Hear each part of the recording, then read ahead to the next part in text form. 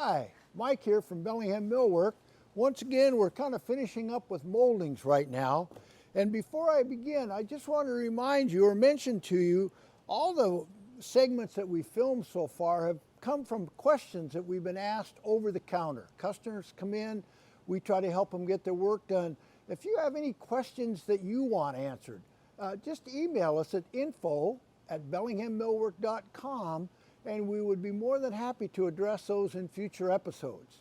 Well, as I mentioned, today we're going to deal with one of the real frustrating problems when you go to put your base down around your house. One is you're going to come to a corner and everyone assumes that corner is 90 degrees because the people that framed it were very careful, the people that sheetrocked it were very careful, the people that mudded the sheetrock were very careful. I got something for you. They're never square. So sometimes when a person, even with a nice chop saw, when you make the cut, it doesn't really have a nice finish to it. Today, a simple solution. If it's close, the traditional Sureform or your block plane oftentimes can dress the corner out and help you make a nice fit. However, here's an example where here's the 90 and our corner isn't a 90. You can see the black line is the 90, there's our corner. You go, whoa, how am I gonna know where to make my cut?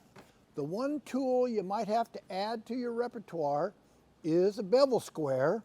This is an adjustable square that does that. Now, what I'm gonna show you now, an old gray-haired guy came in one day and showed me this and I thought, wow, because that makes it so simple. 2 sticks of wood parallel to each other. So I come to my corner, I set my 2 sticks like this, and I just draw 2 lines on each side. Now, I go to my bevel square and I go from one side to the other. Notice how I'm here at the bottom and here at the top. I'm now ready to make my cut that's going to give me a fit on that corner no matter what the corner is. We're going to go over to the chop saw and I take my bevel square, and I'm fortunate that I have a laser line, if you can see that orange line, and I just bring it over, see the orange line on my bevel square, to where my line is parallel with my bevel square. Now, any cut like this is the bisection of the angle. You want to divide our original angle in half. You could have a protractor and measure what the angle was. This is just a simple way of doing it. So now that I have my correct angle, I'm going to just chop this with my saw. Hang on, it's going to be noisy. And now I can bring it over. We finished with this, and if you say, oh, he's lucky, he's got a chop saw with a laser on it. I don't know how I'm gonna do it. Remember our little skill saw and our boards we made?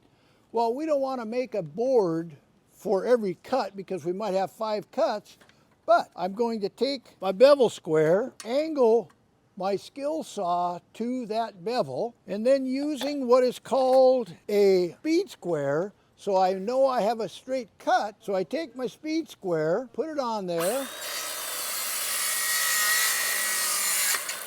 Okay, here we are with what used to be a problem. Now when we put them together, a custom fit.